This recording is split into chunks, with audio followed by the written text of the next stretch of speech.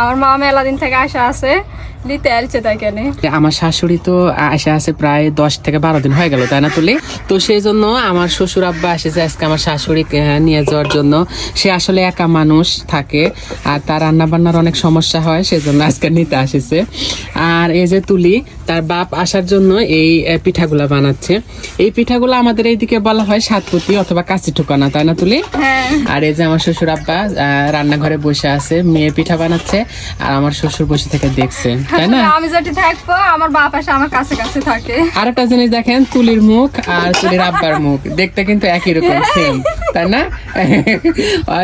যাও তো তোমার বাপের কাছে দেখি, তোমার যাও, উঠো।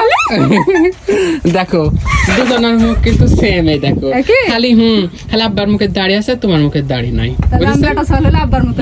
তুমি হলেন বাপ গড়নি বিটি, বুঝেছেন? গ্রামে বলে না, আর বাপ গড়নি বিটির কিন্তু সুখ হয়।